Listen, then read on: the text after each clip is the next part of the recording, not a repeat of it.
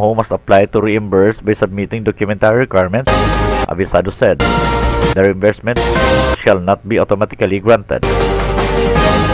Regular, casual, and contractual government workers can reimburse their monthly internet expenses, while consultants as well as those hired under job orders and service contracts cannot apply the DBM circular.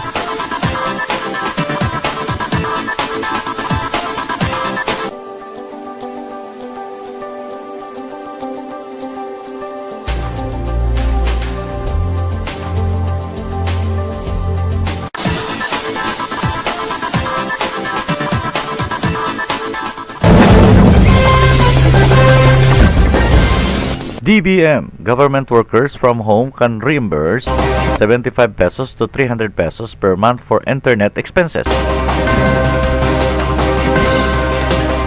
Government employees who work from home amid the pandemic can reimburse 75 to 300 pesos per month to cover their internet expenses, Department of Budget and Management or DBM said. Amid the nationwide state of public health emergency due to COVID-19, departments and agencies should ensure that personnel under alternative work arrangements prescribed by the Civil Service Commission or CSC, including work from home, have been provided communication equipment like computers or laptops, mobile phones, as well as access to internet and email. Budget Secretary Wendell Avisado said in Circular Letter number 2021-7 dated July 1. Agency heads are directed to ensure that all workers are afforded with adequate support mechanisms such as defrayment of reasonable expenses incurring during the work-from-home arrangement, subject to existing budgeting, accounting, and auditing rules and regulations, Avisado said.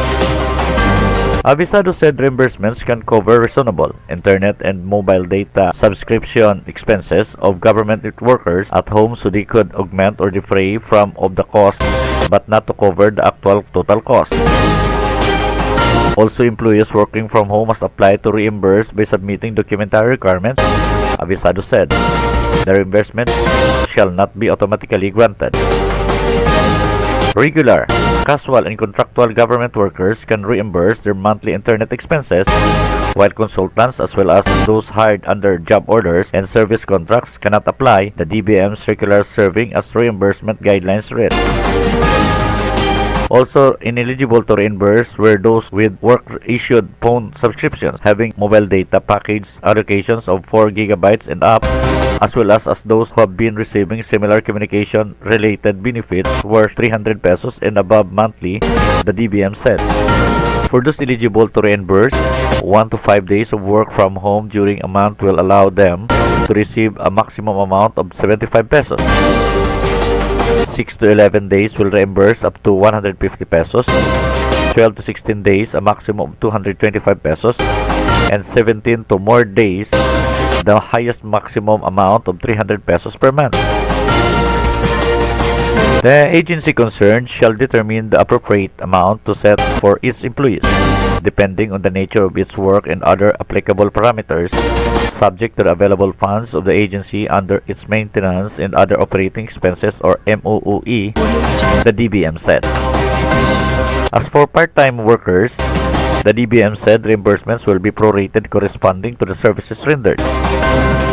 If employed on part-time basis with 2 or more agencies, an employee shall be entitled to proportionate amounts corresponding to the services in its agency, provided that the total claim shall not exceed the authorized amount, the DBM added.